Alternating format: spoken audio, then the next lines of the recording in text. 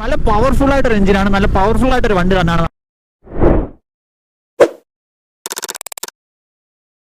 Hello guys, motto ക്ലച്ചിന്റെ പുതിയൊരു വീഡിയോയിലേക്ക് നിങ്ങൾക്ക് എല്ലാവർക്കും സ്വാഗതം. ഞാനിന്ന് വന്നിരിക്കുന്നത് ഡൊമിനർ 400 Bs6ന്റെ റിവ്യൂ വീഡിയോ ആയിട്ടാണ്. അപ്പം നമുക്ക് നേരെ വീഡിയോയിലോട്ട് പോകാം.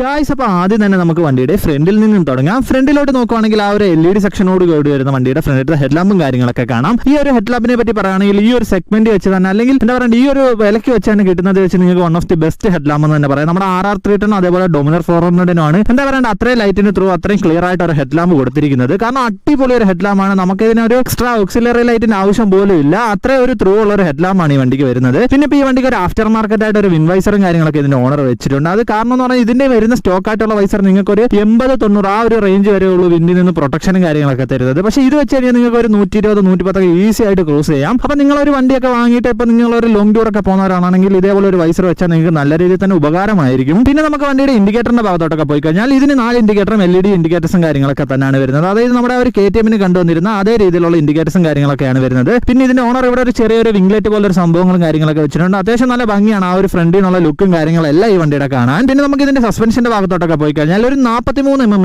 USD ഫോക്സ് ആണ് വരുന്നത്. എന്താ പറയുക, ഭയങ്കര സൈസ് ഉള്ള ഒരു USD ഫോക്ക് ആണ്. അത് മാത്രമല്ല ഇതിന്റെ ആ ഒരു ഫ്രണ്ടിൽ നിന്ന് കാണുമ്പോൾ തന്നെ നല്ല ബൾക്കായിട്ടിരിക്കുന്ന ആ ഒരു USD ഫോക്ക് ആയിരിക്കും നമ്മൾ ആദ്യം തന്നെ കാണുന്നത്. അതേപോലെ തന്നെ നമുക്ക് ബാക്കിലത്തെ സസ്പെൻഷന്റെ ഭാഗത്തോട്ട് പോയി കഴിഞ്ഞാൽ ബാക്കിൽ ഒരു 7 സ്റ്റെപ്പ് അഡ്ജസ്റ്റബിൾ മോണോഷോക്കും കാര്യങ്ങളൊക്കെയാണ് വരുന്നത്. നിങ്ങൾക്ക് ബാക്കിലത്തെ ഷോക്ക് അഡ്ജസ്റ്റും കാര്യങ്ങളൊക്കെ ചെയ്യാൻ നോക്കും. അപ്പോൾ ഫ്രണ്ടിലത്തെ സസ്പെൻഷനെ പറ്റിയൊക്കെ പറയുകയാണെങ്കിൽ അത്യാവശ്യം നല്ല സോഫ്റ്റ്വെയർ സൈഡാണ് ഇതിന്റെ സസ്പെൻഷനും കാര്യങ്ങളെല്ലാം അവർ ചെയ്തു വെച്ചിരിക്കുന്നത്. കാരണം നമുക്ക് ഓഫ് റോഡ് ആയാലും അല്ലെങ്കിൽ ഓൺ റോഡ് ആയാലും നല്ല രീതിയിൽ നമുക്ക് ഒരു കംഫർട്ടബിൾ ആയിട്ട് ഇരുന്ന് ഓടിക്കാൻ പറ്റുന്ന ഒരു വണ്ടിയാണ് നമ്മുടെ ഡൊമിനർ 400. മെയിൻ ആയിട്ട് പറയാനുള്ളത് ഇതിന്റെ വെയിറ്റ് ആണ്. വണ്ടിക്ക് അത്യാവശ്യം നല്ല രീതിയിൽ ഒരു വെയിറ്റും കാര്യങ്ങളൊക്കെ ഉണ്ട്. പിന്നെ നമുക്ക് വണ്ടിയുടെ ടയറിന്റെ ഭാഗത്തോട്ടൊക്കെ പോയി കഴിഞ്ഞാൽ ഫ്രണ്ടിൽ വരുന്നത് ഒരു 110 സെക്ഷന്റെ ടയറും അതേപോലെ ബാക്കിൽ വരുന്നത് ഒരു 150 സെക്ഷന്റെ ടയറുമാണ്. ടയറിന്റെ കാര്യമൊക്കെ പറയുകയാണെങ്കിൽ ഇതൊരു പെർഫോമൻസ് ഓറിയന്റഡ് ആയിട്ട് ഒരു ടയറോ കാര്യങ്ങളോ ഒന്നുമല്ല. കാരണം ഇച്ചിരി ബെറ്റർ ആയിട്ട് ഒരു ടയർ കൊടുത്തായിരുന്നെങ്കിൽ വണ്ടി കുറച്ചുകൂടെ എന്താ പറയുക, ഓടിക്കാൻ കുറച്ച് രസവും കാര്യങ്ങളൊക്കെ ആയതിനെ, അല്ലെങ്കിൽ കുറച്ച് ഗ്രിപ്പും കാര്യങ്ങളൊക്കെ ആയതിനെ. ഇപ്പൊ ഇതിന് കിടക്കുന്നത് നമ്മുടെ MRFന്റെ ടയറാണ്. അപ്പൊ നിങ്ങളിപ്പോൾ ഒരു ടയർ ചേഞ്ച് ചെയ്യുമ്പോൾ മിഡ്സെല്ലറോ അല്ലെങ്കിൽ അപ്പോളോ കാര്യങ്ങളൊക്കെ വാങ്ങിയിട്ട് നിങ്ങൾക്ക് കുറച്ചുകൂടെ ബെറ്റർ ആയിട്ട് ഒരു ഗ്രിപ്പും കാര്യങ്ങളൊക്കെ കിട്ടും. പിന്നെ നമുക്ക് വണ്ടിയുടെ ഫ്രണ്ടിലത്തെ ഡിസ്കിന്റെ ഭാഗത്തോട്ടൊക്കെ പോയി കഴിഞ്ഞാൽ ഫ്രണ്ടിൽ വരുന്നത് ഒരു 320 mm ഡിസ്കും അതേപോലെ തന്നെ ബാക്കിൽ വരുന്നത് 230 mm ഡിസ്കുമാണ്. ഇതിന്റെ ബ്രേക്കിങ്ങിനെ പറ്റിയൊക്കെ പറയുകയാണെങ്കിൽ ഫ്രണ്ട് ബ്രേക്ക് അത്യാവശ്യം നല്ലൊരു ബ്രേക്കാണ്, ബാക്ക് ബ്രേക്ക് അത്യാവശ്യം കുഴപ്പമില്ലാത്ത രീതിയിലൊരു ബ്രേക്കാണ്. പക്ഷേ അത്രത്തോളം ബൈറ്റ് ഇല്ലെങ്കിൽ നല്ലൊരു ബ്രേക്കാണ് ഈ ഡൊമിനർ 400 ഫ്രണ്ടിൽ വരുന്നത്. പിന്നെ നമുക്ക് സൈഡ് പാനലിലോട്ടൊക്കെ വന്നു കഴിഞ്ഞാൽ ഇവിടെ ഒരു ഡൊമിനറിന്റെ ബാഡ്ജിങ്ങും കാര്യങ്ങളൊക്കെ കൊടുത്തിട്ടുണ്ട്. ആ ഒരു 250 കണ്ട രീതിയിൽ തന്നെയാണ് ഇതിലും കൊടുത്തിരിക്കുന്നത്. കാരണം അത്യാവശ്യം നല്ലൊരു പ്രീമിയം ക്വാളിറ്റി ഉണ്ട് ആ ഒരു ബാഡ്ജിങ്ങിന്റെ ഭാഗത്തായാലും അല്ലെങ്കിൽ ആ ഒരു ടാങ്കിന്റെ ക്വാളിറ്റിയിലൊക്കെ ആയാലും. പിന്നെ ഈ ഒരു ഭാഗത്തായിട്ടാണ് വണ്ടിയുടെ റേഡിയേറ്ററും കാര്യങ്ങളൊക്കെ വരുന്നത്. അത്യാവശ്യം നല്ലൊരു വലിയൊരു റേഡിയേറ്ററും കാര്യങ്ങളൊക്കെയാണ്. Bs6 ആയപ്പോൾ ഇതിന്റെ ഫാനിന് ചെറിയൊരു മാറ്റം വന്നിട്ടുണ്ട്. അതായത് Bs4 കുറച്ചുകൂടെ ഒരു വലിയ ഫാൻ ആയിരുന്നു നമ്മുടെ ഡൊമിനർ 400 വരുന്നത്. ഇപ്പൊ Bs6 ആയപ്പോഴത്തേന് ആ ഒരു റേഡിയേറ്റർ ഫാനിന്റെ സൈസ് കുറച്ച് ചെറുതായിട്ടുണ്ട്. എന്താ പറയുക, കൂടുതൽ എഫിഷ്യന്റ് ആയിട്ട് വർക്ക് ചെയ്യുന്ന ഒരു ഫാനാണ് ഇപ്പൊ ഈ വണ്ടിക്ക് വരുന്നത്. പിന്നെ നമുക്ക് വണ്ടിയുടെ ബാക്കിലോട്ടൊക്കെ വന്നു കഴിഞ്ഞാൽ ഇവിടെ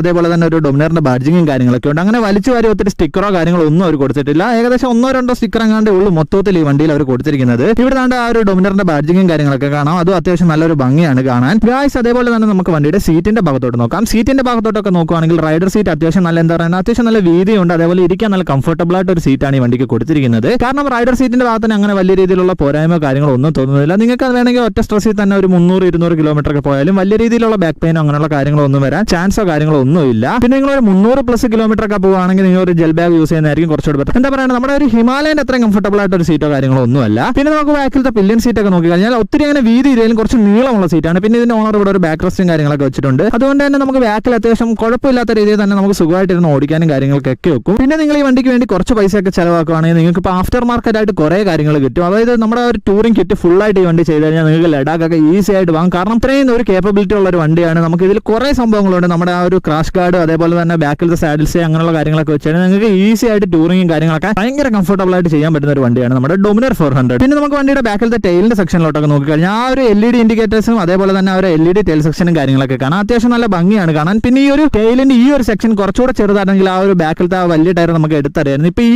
അത്രയും വലിയൊരു സാധനം ഇരിക്കുന്നുണ്ടെങ്കിൽ നിങ്ങൾക്ക് നോക്കിയറിയാം. ബാക്കിൽ നിന്ന് കാണുമ്പോൾ കുറച്ച് ചെറിയ ടയർ പോലെ തോന്നും. ഇതൊരു 150 സെക്ഷന്റെ ടയറാണ്, എന്നാലും നമുക്ക് ബാക്കിൽ നിന്ന് കാണുമ്പോൾ ചെറിയ ഒരു ടയർ പോലെ തോന്നും. ഇത് ഇത്രയൊക്കെയാണ് ഈ ഒരു ബാക്ക് സൈഡിലെ ലുക്കും കാര്യങ്ങളൊക്കെ. പിന്നെ ഇനി ഇതിന്റെ ഗ്രാബ് റെയിലും കാര്യങ്ങളൊക്കെ നോക്കുവാണെങ്കിൽ അത്യാവശ്യം കുഴപ്പമില്ല, നമുക്ക് പിടിച്ചിരിക്കാനൊക്കെ പറ്റിയ രീതിയിലുള്ള ഒരു ഗ്രാബ് റെയിലും കാര്യങ്ങളൊക്കെയാണ്. നിങ്ങളിപ്പോൾ ഇത് ഒരു സാധനം കാര്യങ്ങളൊക്കെ കെട്ടി വെച്ചുകൊണ്ട് പോകാനും വലിയ രീതിയിലുള്ള ബുദ്ധിമുട്ടോ കാര്യങ്ങളോ ഒന്നും ഇതിന്റെ സൈഡിൽ നിങ്ങൾക്ക് തോന്നത്തില്ല. കാരണം അത്യാവശ്യം കുഴപ്പമില്ലാത്ത രീതിയിൽ തന്നെ നമുക്ക് ടൂറിങ്ങിനും അതേപോലെ തന്നെ ലഗേജ് ഒക്കെ കെട്ടി വെച്ചുകൊണ്ട് പോകാൻ പറ്റുന്ന ഒരു വണ്ടിയാണ് നമ്മുടെ ഡൊമിനർ 400. ഇനി നമുക്ക് വണ്ടിയുടെ എഞ്ചിൻ സൈഡിലോട്ട് നോക്കാം. എഞ്ചിൻ സൈഡിലോട്ട് നോക്കുവാണെങ്കിൽ 373 cc single cylinder liquid cooled DOHC എഞ്ചിനാണ് ഈ വണ്ടിക്ക് വരുന്നത്. ഇത് പ്രൊഡ്യൂസ് ചെയ്യുന്ന മാക്സിമം പവറും കാര്യങ്ങളൊക്കെ നോക്കുവാണെങ്കിൽ 40 PS പവറും അതേപോലെ 35 Nm ടോർക്കും പ്രൊഡ്യൂസ് ചെയ്യുന്ന നല്ല പവർഫുൾ ആയിട്ടൊരു എഞ്ചിനാണ് നമ്മുടെ ഡൊമിനർ 400 വരുന്നത്. എന്താ പറയുക, നല്ല പവർഫുൾ ആയിട്ടൊരു വണ്ടിയാണ്. പക്ഷെ നിങ്ങൾ ഒരിക്കലും ഇതൊരു 390 അത്രയും പവർ ഉണ്ട് അല്ലെങ്കിൽ അത്രത്തോളം അഗ്രസീവ് ആണെന്ന് പ്രതീക്ഷിക്കരുത്. കാരണം ആ ഒരു 390 ആ ഒരു ക്യാരക്ടർ ഒന്നും ഈ വണ്ടിക്ക് ഇല്ല. എന്നാൽ ഈ വണ്ടി നല്ല പവർഫുൾ ആണ്, നല്ല രീതിയിൽ തന്നെ നമ്മളെ ആ ഒരു വലിച്ചെടുത്തുകൊണ്ട് വന്ന ആ ഒരു പവറും കാര്യങ്ങളൊക്കെ ഉണ്ട്. ഗൈസ്, അപ്പൊ ഞാൻ നിങ്ങൾക്ക് വണ്ടിയുടെ സൗണ്ട് ഇപ്പം ജസ്റ്റ് ഒന്ന് കേൾപ്പിച്ചു തരാം.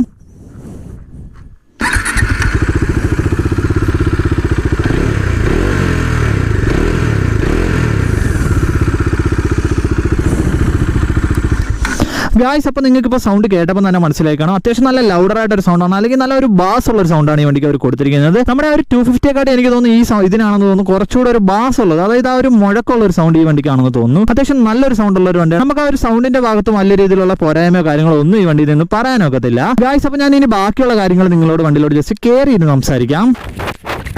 ഗായ്സ്, അപ്പോൾ ആദ്യം തന്നെ നമുക്ക് വണ്ടി കയറിയിരിക്കുമ്പോൾ ഫീൽ ആവുന്നത് വണ്ടിയുടെ വെയിറ്റ് ആണ്. ഏകദേശം 186 kg ആണ് വണ്ടിയുടെ ഡ്രൈ വെയിറ്റും കാര്യങ്ങളൊക്കെ വരുന്നത്. അത്യാവശ്യം നല്ലൊരു വെയിറ്റ് ഉള്ള ഒരു വണ്ടിയാണ്. നമുക്ക് ഈ വെയിറ്റ് എപ്പോഴാണ് ബുദ്ധിമുട്ട് തോന്നുന്നത് പറഞ്ഞാൽ നമ്മളിപ്പോൾ ഒരു ട്രാഫിക്കിലൊക്കെ ആണെങ്കിൽ കുറച്ച് ബുദ്ധിമുട്ടും കാര്യങ്ങളൊക്കെ വണ്ടിയുടെ ഭാഗത്ത് നിന്ന് തോന്നും. കാരണം നമ്മൾ കുറേ ടയേർഡ് ആവുന്ന പോലെ ഒരു ഫീലും കാര്യങ്ങളൊക്കെ നമുക്ക് വണ്ടിയുടെ ഭാഗത്ത് നിന്ന് തോന്നും. അത് മാത്രമല്ല ഇപ്പം നിങ്ങൾ സ്റ്റാൻഡിൽ നിന്ന് വെച്ചിട്ട് കുറച്ച് ഫ്രണ്ടിലോട്ടൊക്കെ ഉന്തിത്തള്ളി ഇപ്പോൾ നീക്കാൻ നോക്കത്തില്ല. ആ സമയത്തൊക്കെ വണ്ടിക്ക് അത്യാവശ്യം നല്ല രീതിയിലുള്ള ഒരു വെയിറ്റ് നമുക്ക് ഫീൽ ആവും. പക്ഷേ നമുക്ക് ഓടിക്കുമ്പോൾ അത്രത്തോളം വണ്ടി എത്രത്തോളം വലിയ എന്താ പറയുക ഹെവി ആയിട്ടൊരു വണ്ടിയാണെന്നൊന്നും നമുക്ക് അങ്ങനെ ഫീൽ ആവത്തില്ല. പിന്നെ ഇനി നമുക്ക് വണ്ടിയുടെ സീറ്റ് ഹൈറ്റും കാര്യങ്ങളൊക്കെ നോക്കുകയാണെങ്കിൽ ഒരു 800 mm ആണ് ഈ വണ്ടിയുടെ സീറ്റ് ഹൈറ്റും കാര്യങ്ങളൊക്കെ വരുന്നത്. അങ്ങനെ വലിയ സീറ്റ് ഹൈറ്റോ കാര്യങ്ങളോ ഉള്ള വണ്ടിയോ കാര്യങ്ങളോ ഒന്നുമല്ല. അത്യാവശ്യം നിങ്ങൾ ഒരു 5.5 താഴെ ഹൈറ്റ് ഉള്ളവരാണെങ്കിൽ മാത്രമേ ഈ വണ്ടി ടെസ്റ്റ് ഡ്രൈവ് ചെയ്തിട്ട് എടുത്താൽ മതി. അല്ലെങ്കിൽ നിങ്ങൾക്ക് ഹൈറ്റിന്റെ ഭാഗത്തൊന്നും അങ്ങനെ വലിയ രീതിയിലുള്ള കുഴപ്പമോ കാര്യങ്ങളോ ഒന്നും വരാൻ ചാൻസും കാര്യങ്ങളൊന്നും ഇല്ല. പിന്നെ നമുക്ക് വണ്ടിയുടെ മീറ്ററിന്റെ ഭാഗത്തോട്ട് നോക്കാം. മീറ്ററിന്റെ ഭാഗത്തോട്ട് നോക്കുമ്പോഴത്തേനും നമ്മുടെ സ്പീഡോമീറ്റർ, ഓഡോമീറ്റർ, അതേപോലെ ഫ്യൂൽ ഗേജ്, നമ്മുടെ engine gear switch, side stand cut off അങ്ങനെയുള്ള കാര്യങ്ങളെല്ലാം കാണിക്കും. അതേപോലെ ഗിയർ പൊസിഷൻ ഇൻഡിക്കേറ്ററും കാര്യങ്ങളൊക്കെ ഉള്ള ഒരു വണ്ടിയാണിത്. അപ്പോൾ ഈ ഒരു മീറ്ററിൽ ഇല്ലാതെന്ന് പറഞ്ഞാൽ നമ്മുടെ ഒരു ഹീറ്റ് ലെവൽ കാണിക്കുന്നത് അത് മാത്രമാണ് ഇതിൽ മിസ്സായിട്ട് തോന്നിയിട്ടുള്ളത്. അത് മാത്രമല്ല ഇവിടെ ഒരു ചെറിയൊരു ഡിസ്പ്ലേയും കാര്യങ്ങളൊക്കെ കൊടുത്തിട്ടുണ്ട്. ഇവിടാണ് ഇതിന്റെ ഗിയർ പൊസിഷൻ ഇൻഡിക്കേറ്റർ, അതേപോലെ തന്നെ നമ്മുടെ ട്രിപ്പും കാര്യങ്ങളൊക്കെ ഇവിടാണ് കാണിക്കുന്നത്. ഈ ഒരു ചെറിയ ഡിസ്പ്ലേയിലാണ് ട്രിപ്പും ടൈമും കാര്യങ്ങളെല്ലാം കാണിക്കുന്നത്. ഗിയർ പൊസിഷൻ ഇൻഡിക്കേറ്ററും ഇപ്പോൾ ഇറങ്ങുന്ന ഏറ്റവും ലേറ്റസ്റ്റ് Bs6 വണ്ടിക്കകത്ത് ഗിയർ പൊസിഷൻ ഇൻഡിക്കേറ്റർ ഇപ്പോൾ അവർ ഈ ഒരു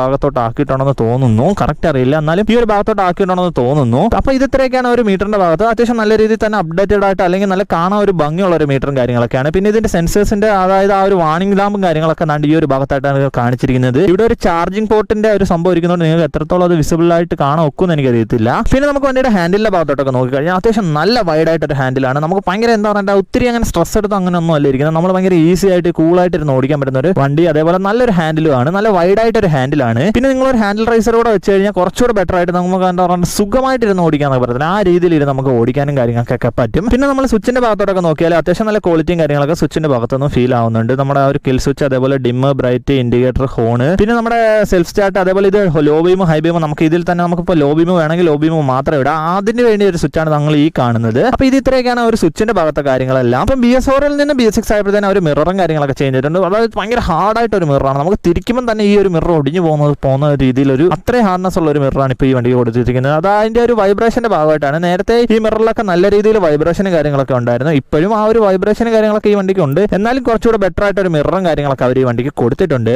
ഗായ്സ്, അപ്പോൾ വണ്ടിയുടെ ടാങ്കിന്റെ ഭാഗത്തോട്ടൊക്കെ നോക്കിക്കഴിഞ്ഞാൽ ഒരു 13 ലിറ്റർ ടാങ്ക് കപ്പാസിറ്റിയോട് കൂടി വരുന്ന ടാങ്കും കാര്യങ്ങളൊക്കെയാണ് ഈ വണ്ടിക്ക് കൊടുത്തിരിക്കുന്നത്. അപ്പോൾ ഈ ഒരു ടാങ്ക് റേഞ്ച് നമുക്ക് സീനാണെന്ന് ചോദിച്ചു കഴിഞ്ഞാൽ ഇതിന്റെ മൈലേജ് ഒരു 24 to 28 ആ ഒരു റേഞ്ചിലാണ് വണ്ടിക്ക് മൈലേജും കാര്യങ്ങളൊക്കെ കിട്ടുന്നത്. അപ്പോൾ ആ ഒരു മൈലേജ് വെച്ച് നോക്കുവാണെങ്കിൽ സീനാണ്. കാരണം നമ്മളൊരു 10-200-300 കിലോമീറ്റർ ഒക്കെ കഴിയുമ്പോഴത്തേന് തന്നെ വണ്ടിയുടെ ടാങ്ക് നമ്മൾ റീഫിൽ ചെയ്യേണ്ടി വരും. അപ്പോൾ ഇത്രയും ഒരു ടൂറിംഗ് പർപ്പസിനുള്ള വണ്ടിക്ക് കുറച്ചുകൂടെ ഒരു ടാങ്ക് റേഞ്ച് കൊടുത്താൽ എനിക്ക് കുറച്ചുകൂടെ ബെറ്റർ ആയിരുന്നു തോന്നി. അപ്പോൾ അത് എത്രയൊക്കെയാണ് എനിക്ക് ആ ഒരു ടാങ്കിന്റെ ഭാഗത്ത് തോന്നിയ കാര്യങ്ങളൊക്കെ. അപ്പോൾ ഇത് ഇത്രയൊക്കെയാണ് ഈ വണ്ടിയുടെ സ്പെക്കും കാര്യങ്ങളൊക്കെ. അപ്പോൾ ഞാൻ ഇനി ബാക്കിയുള്ള കാര്യങ്ങൾ നിങ്ങളോട് ജസ്റ്റ് ഓടിച്ചുകൊണ്ട് സംസാരിക്കാം. അപ്പോൾ നമുക്ക് നേരെ അങ്ങോട്ട് പോവാം.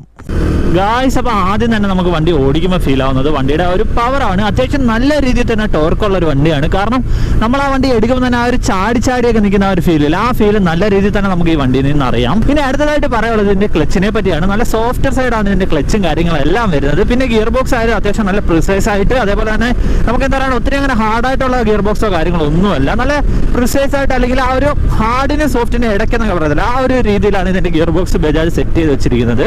അപ്പോൾ അത്യാവശ്യം നല്ല രീതിയിൽ തന്നെ നമുക്ക് ഓഫ് റോഡ് ഒക്കെ കൊണ്ടുപോകാനായാലും അല്ലെങ്കിൽ നമുക്ക് ഹൈവേ ടൂറിങ്ങിനൊക്കെ പറ്റിയ ഒരു ഗിയർ ബോക്സ് ഒക്കെയാണ് ഈ വണ്ടിക്ക് അവർ കൊടുത്തിരിക്കുന്നത്. പിന്നെ ഈ ഓഫ് റോഡ് എന്ന് പറയുമ്പോൾ നിങ്ങളൊരു ഹിമാലയനോ അല്ലെങ്കിൽ എക്സ്പൾസോ കൊണ്ട് ഓഫ് റോഡ് ചെയ്യുന്ന പോലെ ഇത് കൊണ്ടുപോയി ചെയ്യാന്ന് വിചാരിക്കരുത്.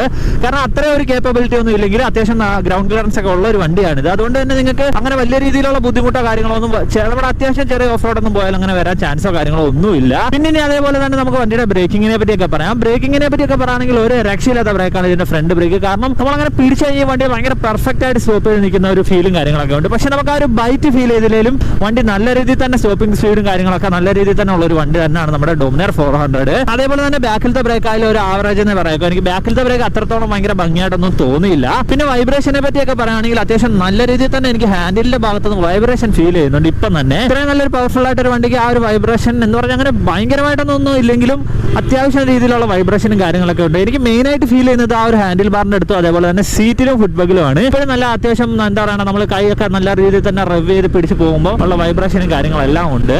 പിന്നെ കൈ കൊടുക്കുമ്പോൾ വണ്ടിക്ക് കയറാൻ ഒരു രീതിയിലുള്ള മടിയും ഇല്ല. കാരണം നമ്മളെന്താ പറയുക വണ്ടിയുടെ ആ തുടക്കം തൊട്ട് അങ്ങനെ ഭയങ്കര ടോർക്കാണ്. നല്ല എന്താ പറയുക നല്ല പവർഫുൾ ആയിട്ടൊരു ടോർക്കും കാര്യങ്ങളെല്ലാം ആണ് ഈ വണ്ടിക്ക് അവർ കൊടുത്തിരിക്കുന്നത്. അപ്പോൾ ഇനി അടുത്തതായിട്ട് പറയാനുള്ളത് വണ്ടിയുടെ എഞ്ചിനെ പറ്റിയാണ്. അത്യാവശ്യം നല്ല രീതിയിൽ തന്നെ റിഫൈൻഡ് ആയിട്ടുണ്ട് ഇപ്പോൾ Bs6 ആയപ്പോഴത്തേന്. അതേപോലെ തന്നെ നല്ല പവർഫുൾ ആയിട്ടൊരു എഞ്ചിനാണ്. ആ ഒരു നല്ല ടോർക്ക് നമുക്ക് വണ്ടിയിൽ ഫീൽ ആവും. കാരണം നമ്മൾ നല്ല രീതിയിൽ തന്നെ കൈ കൊടുക്കുമ്പോൾ ആ ഒരു വണ്ടി ഇങ്ങനെ എന്താ പറയുക ആ ഒരു ചാടി നിൽക്കുന്ന ആ ഒരു ഫീൽ നല്ല രീതിയിൽ തന്നെ വണ്ടിയുടെ ഭാഗത്തുനിന്നുണ്ട്. പിന്നെ ഇനി പറയാനുള്ളത് വണ്ടിയുടെ ഹാൻഡിലിങ്ങിനെ പറ്റിയാണ്. അത്യാവശ്യം നല്ല രീതിയിൽ തന്നെ നമുക്ക് ഹാൻഡിലിങ്ങും കാര്യങ്ങളൊക്കെ ഉള്ളൂ. കാരണം നല്ല വൈഡായിട്ടൊരു ഹാൻഡിൽ ബാറും കാര്യങ്ങളൊക്കെയാണ്. അതുകൊണ്ട് തന്നെ നമുക്ക് അങ്ങനെ ഹാൻഡിലിന്റെ ഭാഗത്തുനിന്ന് അങ്ങനെ വലിയ രീതിയിലുള്ള പോരായ്മയോ കാര്യങ്ങളോ ഒന്നും നമുക്ക് വണ്ടിയുടെ ഭാഗത്തുനിന്ന് ഫീൽ ആവത്തില്ല. നമുക്ക് കോർണർ ചെയ്യുമ്പോഴായാലും. പക്ഷേ നിങ്ങൾ കോർണർ ചെയ്യുമ്പോൾ ശ്രദ്ധിക്കേണ്ട കാര്യം എന്ന് പറഞ്ഞാൽ നിങ്ങളൊരു കുറച്ചുകൂടെ ഒരു ബെറ്റർ ആയിട്ട് ഉള്ള ടയർ നിങ്ങൾ വാങ്ങിയിടാൻ ശ്രമിക്കുക. കാരണം ഇത് അത്രത്തോളം നമുക്ക് കോർണറിങ്ങിന് അത്രത്തോളം എബിലിറ്റി ഉള്ള ഒരു ടയറോ കാര്യങ്ങളോ ഒന്നും അല്ല. കുറച്ചുകൂടെ ബെറ്റർ ആയിട്ട് നിങ്ങളൊരു മിഷലിനോ അല്ലെങ്കിൽ അപ്പോളോ ഒക്കെ വാങ്ങിയിട്ടാൽ കുറച്ചുകൂടെ അടിപൊളിയായിട്ട് നിങ്ങൾക്ക് കോർണറിങ്ങും കാര്യങ്ങളെല്ലാം ചെയ്യാൻ നോക്കും. പിന്നെ ഇനി പറയാനുള്ളത് വണ്ടിയുടെ കംഫർട്ടിനെ പറ്റിയാണ്. അത്യാവശ്യം നല്ല രീതിയിൽ തന്നെ നമുക്ക് കംഫർട്ടബിൾ ആയിട്ട് ഇരുന്ന് ടൂറിങ്ങും കാര്യങ്ങളെല്ലാം ചെയ്യാൻ പറ്റിയ ഒരു വണ്ടിയാണ്. കാരണം എന്താ പറയുക അതിന്റെ ഒരു സീറ്റിംഗ് അത്യാവശ്യം നല്ല കംഫർട്ടബിൾ ആയിട്ട് ഇരിക്കാൻ പറ്റുന്ന ഒരു സീറ്റിംഗും കാര്യങ്ങളൊക്കെയാണ് ഈ വണ്ടിക്ക് അവർ കൊടുത്തിരിക്കുന്നത്. അപ്പോൾ സീറ്റിംഗിന്റെ ഭാഗത്ത് അങ്ങനെ വലിയ രീതിയിലുള്ള പോരായ്മ കാര്യങ്ങളൊന്നും എനിക്ക് തോന്നിയില്ല.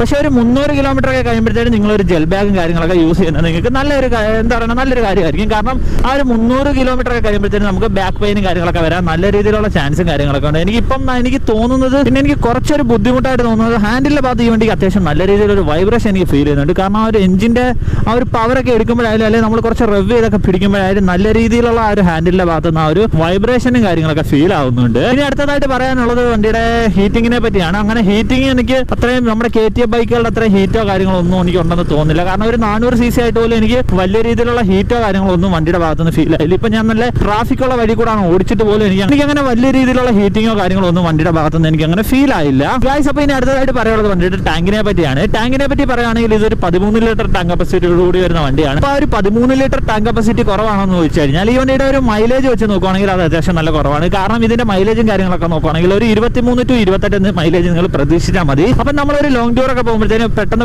തന്നെ പമ്പിൽ കയറേണ്ട ഒരു ആവശ്യം വരും. കാരണം ആ ഒരു മൈലേജ് വെച്ചിട്ട് കാരണം കുറച്ചുകൂടെ ഒരു നല്ല ടാങ്ക് കപ്പാസിറ്റി കാര്യങ്ങളൊക്കെ കൊടുത്തായിരുന്നെങ്കിൽ ആ ഒരു മൈലേജിന്റെ ഭാഗത്തൊന്നും അങ്ങനെ വലിയ രീതിയിലുള്ള പോരായ്മയോ കാര്യങ്ങളൊന്നും നമുക്ക് അങ്ങനെ തോന്നത്തില്ലായിരുന്നു. പിന്നെ ഇനി പറയാനുള്ളത് വണ്ടിയുടെ വെയിറ്റിനെ പറ്റിയാണ്. വണ്ടിക്ക് അത്യാവശ്യം നല്ല രീതിയിലുള്ള ഒരു വെയിറ്റ് ഉണ്ട്. 186 kg ആണ് വണ്ടിയുടെ ഡ്രൈ വെയിറ്റും കാര്യങ്ങളൊക്കെ വരുന്നത്. അപ്പോൾ നമ്മളിപ്പോൾ ആ ഒരു വെയിറ്റ് വെച്ച് നോക്കുകയാണെങ്കിൽ വണ്ടി നല്ല ഹെവിയാണ്. കാരണം നമ്മളിപ്പോൾ ഒരു ട്രാഫിക്കിലൊക്കെ ആയാലും അല്ലെങ്കിൽ ഇപ്പോൾ വീട്ടിൽ നിന്ന് തന്നെ നമ്മളിപ്പോൾ കുറച്ച് വണ്ടി ഫ്രണ്ടിലോട്ട് ഒന്ന് ചേർക്കണമെങ്കിൽ നല്ല പാടാണ്.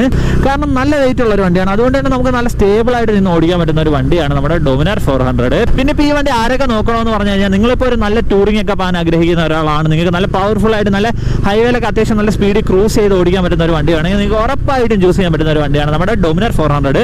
കാരണം അമ്മാതിരിയാണ് ഇതിന്റെ ഒരു കംഫർട്ടബിൾ ആയിട്ട് നമുക്ക് ഓടിക്കാൻ പറ്റുന്നത്. പിന്നെ ഈ വണ്ടിയുടെ ഒരു സ്റ്റെബിലിറ്റിയാണ് എനിക്ക് ഏറ്റവും ഈ വണ്ടിയുടെ എടുത്ത് പറയാനായിട്ട് തോന്നിയ ഒരു കാര്യം. കാരണം നമുക്ക് വണ്ടി അങ്ങനെ ടോപ്പ് എൻഡ് കയറുമ്പോഴോ അല്ലെങ്കിൽ നല്ല ഹൈ സ്പീഡിൽ പോകുമ്പോഴൊന്നും വണ്ടിയുടെ ആ ഒരു സ്റ്റെബിലിറ്റിയുടെ ഭാഗത്ത് നമുക്ക് ഒരു രീതിയിലുള്ള പോരായ്മയോ കാര്യങ്ങളോ ഒന്നും ഫീൽ ആവത്തില്ല. ഗായ്സ്, അപ്പോൾ ഞാൻ നിങ്ങൾക്ക് ഇപ്പോൾ ഒരു ഓപ്പൺ റോഡ് കിട്ടിയിട്ടുണ്ട്. വണ്ടി ചെറിയ രീതിയിൽ ഒന്ന് കൈ കൊടുത്ത് കാണിച്ചു തരാം. ഞാൻ ഇപ്പം 50 കയറിയിൽ നിന്ന് നേരെ ഡൗൺ ചെയ്ത് 4th ഇട്ട്